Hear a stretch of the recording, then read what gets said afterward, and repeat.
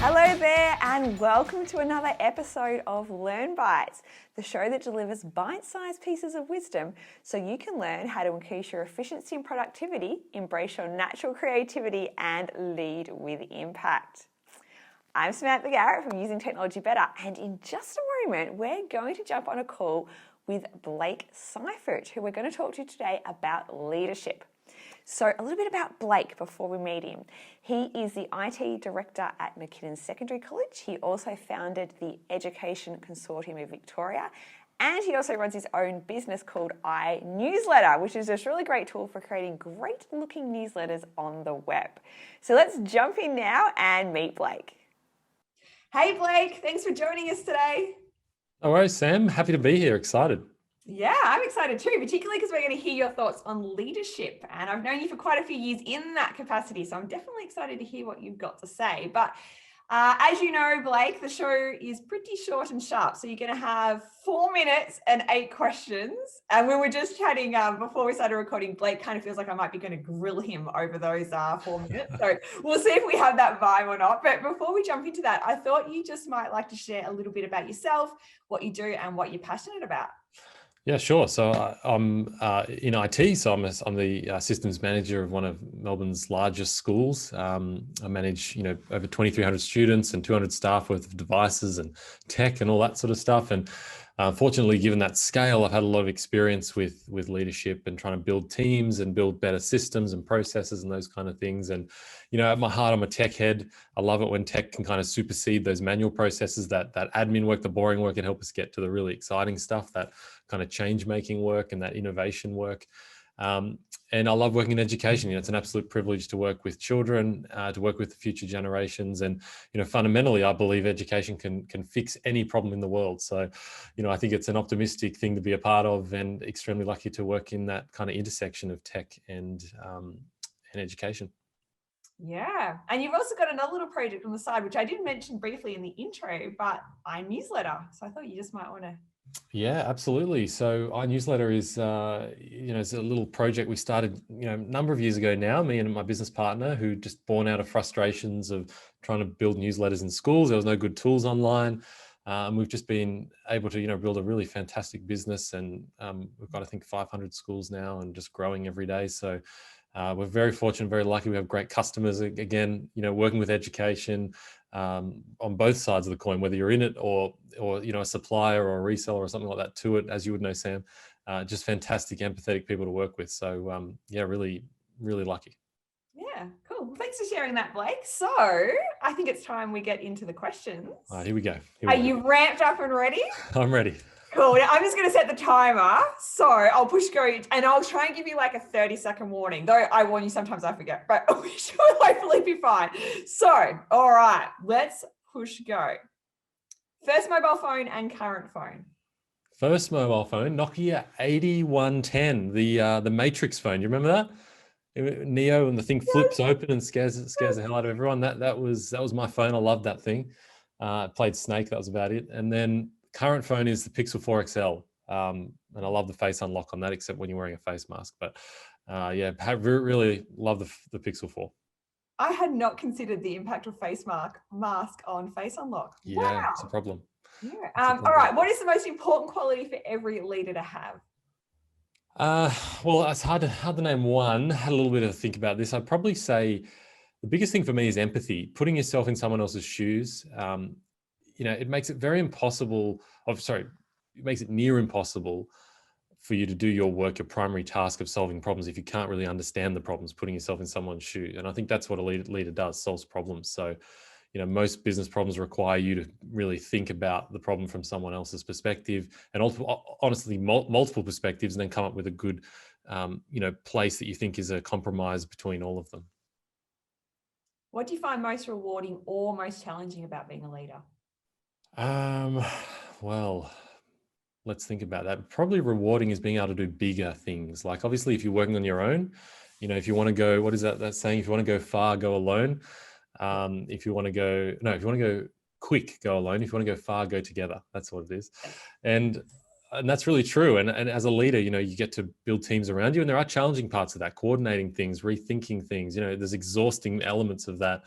And of course, firing people is extremely difficult for any reason, but there's definitely a lot of reward in being able to do those bigger projects and move the ball in bigger ways. Yeah. What is one thing you tell yourself when facing uncertainty? I guess that, uncertainty is uncomfortable, but it's normal. The path, taking from confusion, from how do I solve this problem? It's sort of like this, there's a great thing I tweeted about a few months ago where there's like this line that's a squiggle and then it slowly gets straighter. And that's sort of how you feel when you're in that early throes of trying to solve a problem or fix an issue. And I think, just remember that it's normal to be confused, to be anxious, to be filled with self-doubt.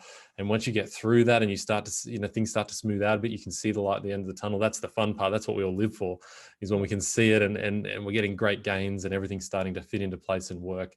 And I love Einstein's quote. He says, anyone who has never made a mistake has never tried anything new. And I think, you're facing uncertainty. It's about making mistakes. And, yeah, in fact, I have that hang on the wall in my office. I'll have to tweet you a photo of it. Yeah, do. Totally. Put that on your list. All right. I will. I'm writing that down now. Awesome. A minute and 8 seconds, so write quickly. You got 4 questions. Biggest leadership lesson learned so far. So we're going to. That was a tough one. I didn't really think of much on that. I think that there's so many lessons, and so many of them are iterative and small.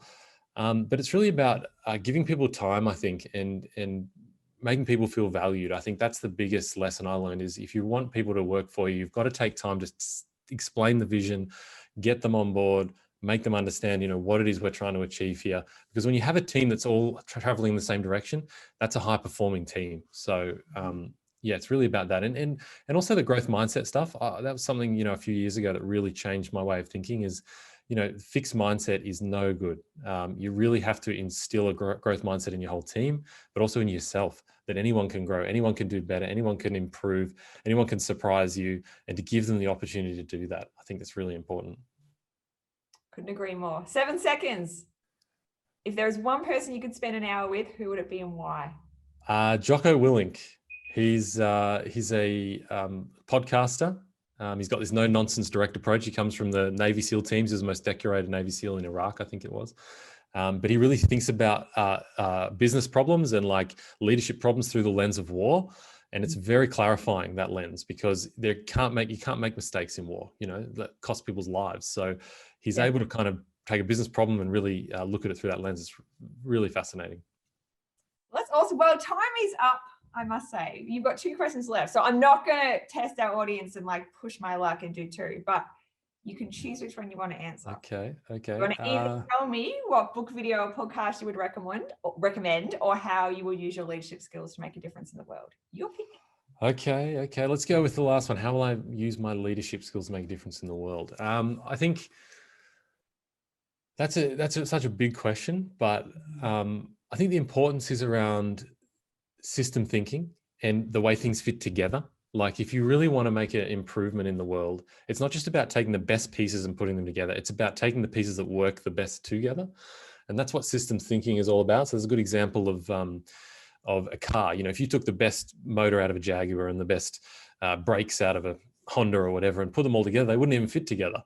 Right? They're completely different. So you've really got to take the best stuff that works together, and those interconnects, the way things integrate and share data and share context, that I think for me is like the most important thing. That's fascinating, Blake, because it just got me thinking too around that skill of being able to understand at depth how multiple things work, to then be able to make those links of how they would or would not work together. Because like often I think, if we're just focused so much on one thing and we don't appreciate those other things that are related to us, then we can't make those connections.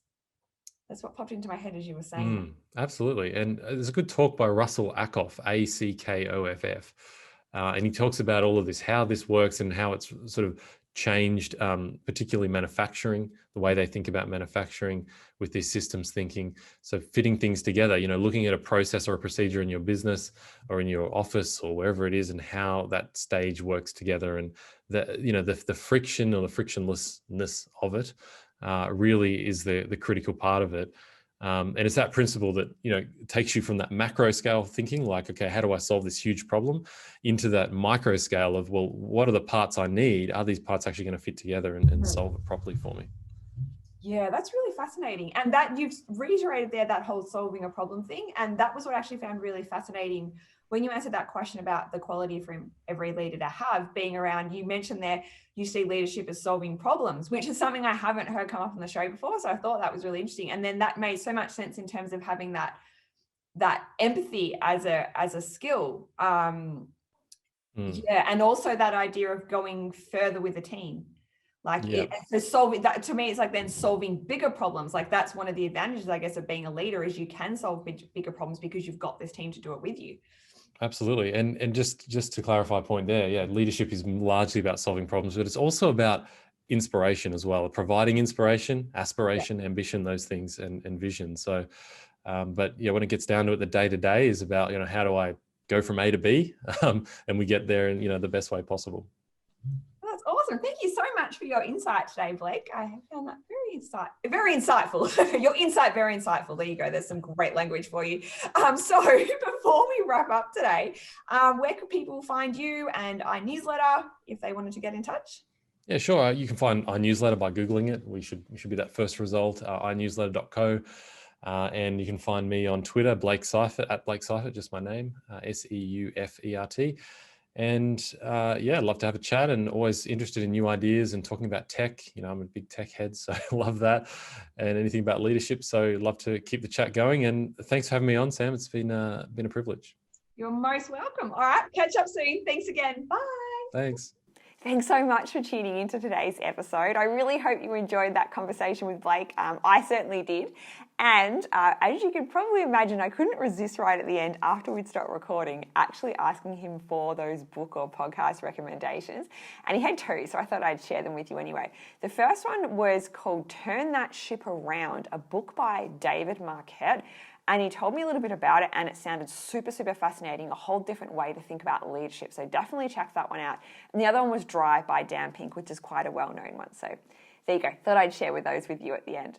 But that's it for today's episode. Now, if you have enjoyed the conversation, I'd love you to subscribe to the Using Technology Better YouTube channel if you are watching this on YouTube, or if you're listening to the podcast version, you can follow the show to get notified of all the latest episodes.